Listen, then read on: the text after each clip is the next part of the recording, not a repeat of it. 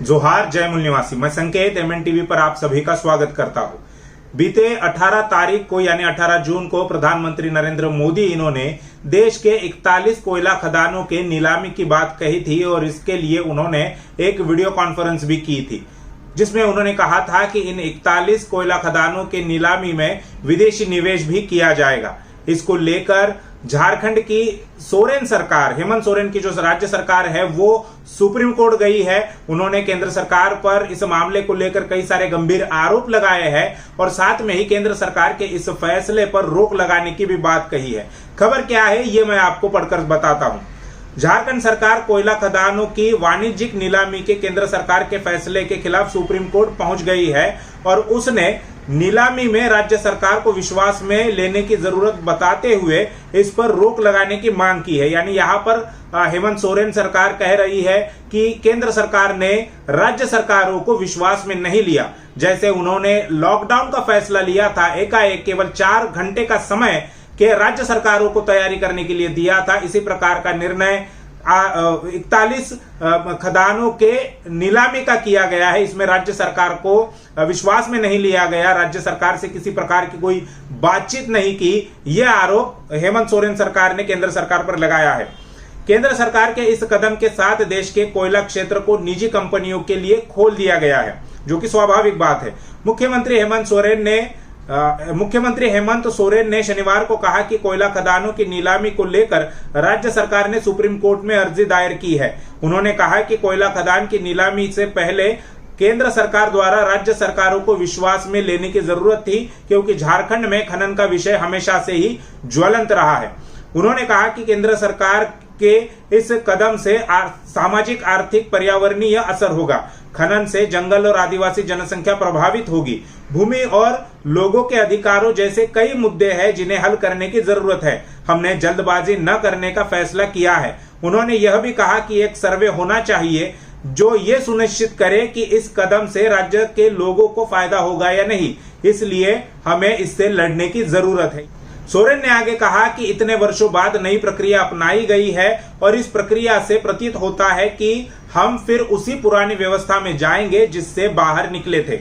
उन्होंने कहा कि मौजूदा व्यवस्था से यहाँ रह रहे लोगों को खनन कार्य में अब भी कोई अधिकार प्राप्त नहीं हुआ है। विस्थापन की समस्या उलझी हुई है।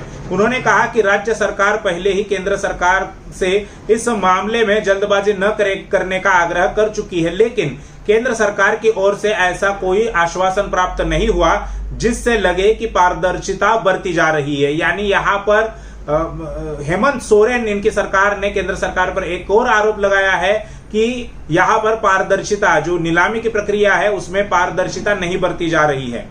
मुख्यमंत्री ने आगे कहा कि कोयला खदानों की नीलामी से पूर्व राज्यव्यापी सामाजिक आर्थिक सर्वेक्षण होना चाहिए था, जिससे पता चल सकता था कि कोयला खनन से यहाँ के लोग लाभान्वित हुए हैं या नहीं, और यदि नहीं हुए तो क्यों नहीं हुए। यह बड़ा विषय था, लेकिन केंद्र सरकार ने जल्दबाजी दिखाई है। उन्होंने कहा कि आज पूरी दुनिया लॉकडाउन से प्रभावित है।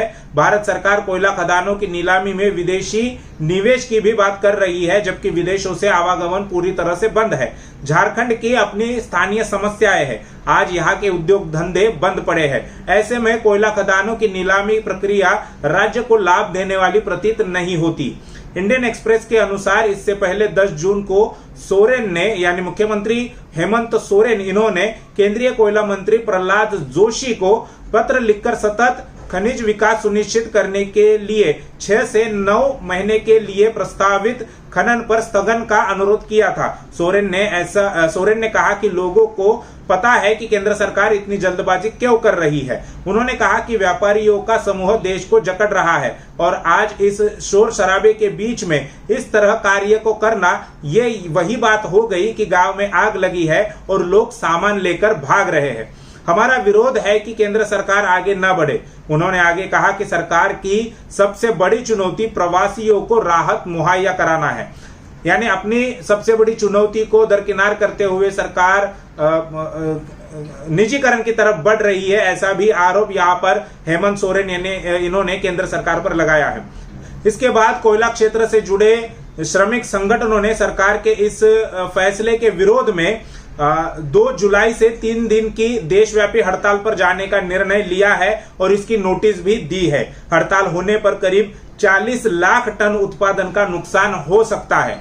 यानी श्रमिक संगठन जो है कोयला क्षेत्र से जुड़े हुए वो भी स्ट्राइक पर जा सकते हैं, वो अलग विरोध कर रहे हैं। इसके अलावा झारखंड की राज्य सरकार सुप्रीम कोर्ट में गई है, वो उसका विरोध कर रही है। जो नीलामी की प्रक्रिया या नीलामी की घोषणा केंद्र सरकार ने घोषित की है और राज्य सरकार ने, झारखंड की सरकार ने केंद्र सरकार पर कई गंभीर आरोप लगाए कि उन्होंने राज्य सरकारों को विश्वास में नहीं लिया, इसमें जल्दबाजी हो रही है, पारदर्शिता नहीं बरती जा रही। इन तमाम सवालों को देखते हुए सरकार, सुप्रीम कोर्ट जो है वो क्या कुछ रुख अपनाएगी, क्या कुछ फैसला देगी, ये आने वाले दिनों में देखने वाली बात होगी। लेकिन आपका इस पर क्या कहना है? जिस प्रकार से केंद्र सरकार जल्दबाजी में निजीकरण की तरफ बढ़ रही है, जल्दबाजी में निजीकरण के फैसले ले रही है, उस पर आपका क्या कहना है, ये हमें कमेंट बॉक्स में जरूर लिखकर बताइए। ये वीडियो अगर आपको अच्छा लगा हो तो उसे लाइक कीजिए और शेयर कीजिए। शुक्रिया।